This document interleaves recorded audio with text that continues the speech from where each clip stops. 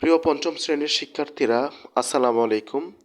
আজ তোমাদের ইংরেজি বইয়ের পেজ নাম্বার 10 ইউনিট 2 এর 4.1 4.2 আমরা সলিউশন করব। 4.1-এ দেখো, fill in the blanks with the correct collective nouns from the box. এই বক্সে কতগুলো কালেকটিভ নাউন দেওয়া আছে, সেই কালেকটিভ নাউনগুলো দিয়ে আমাদেরকে এই খালিঘরগুলো পূরণ করতে হবে। দেখো এখানে a dash of people is working in the field, তাহলে এখানে হবে group.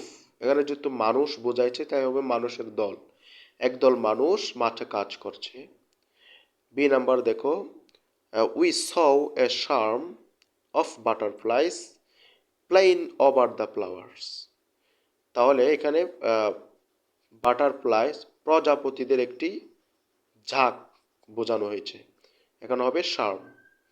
There is a flock of birds on the trees, পাখিদের একটি ঝাঁক বোঝানো হয়েছে, এখানে ফ্লক হবে। We use a set of gardening tools to clean the garden. Use যেহেতু ব্যবহৃত জিনিস এবং গার্ডেন, তাহলে গার্ডেনে হচ্ছে সেট, এখানে হবে সেট।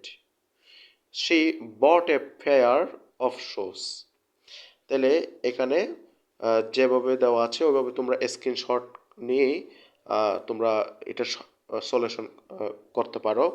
এরপর আমরা 4.2-তে চলে যাব। Read the sentence value, find all the common nouns and the collective nouns, right them in the correct column value. তাহলে এখানে এখানে এ থেকে ই পর্যন্ত 5টা লাইন দেওয়া আছে।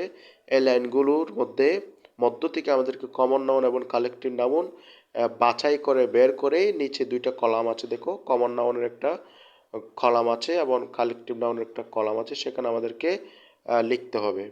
তাহলে এ নাম্বার দেখো, a group of students visited the museum. তাহলে একটি ছাত্রছাত্রীদের দল জাদুঘর ঘুরতে গিয়েছিল। তাহলে এখানে গ্রুপ যেটা আছে নীল কালি করা, দেখো নিচে যেটা নীল কালারের যেগুলো করা আছে এগুলো হচ্ছে কালেকটিভ নাউন, আর রেড কালার যেগুলো আছে সেগুলো হচ্ছে কমন নাউন।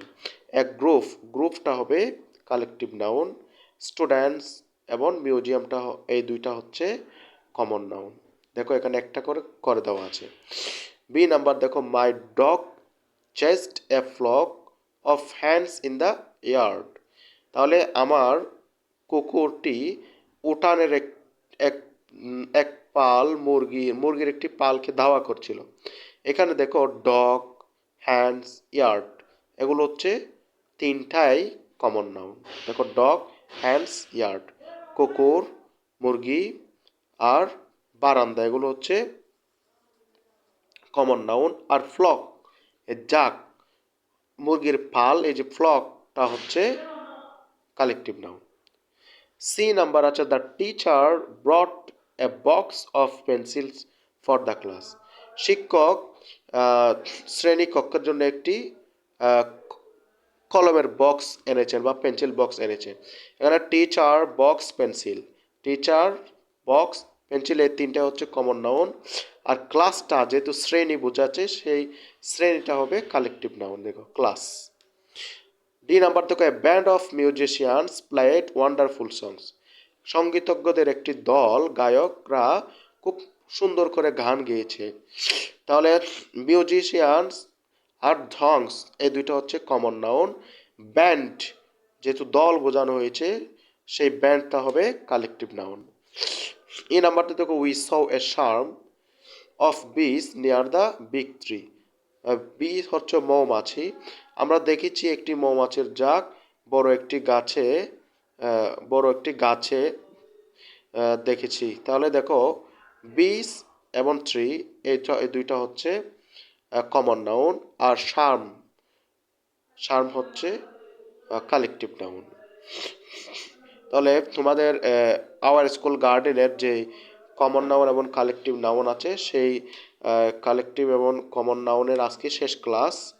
আগামী ক্লাসে রিয়ারেন্স নিয়ে আলোচনা হবে। তো তোমরা গত ক্লাসগুলো যারা মিস করেছো, তোমরা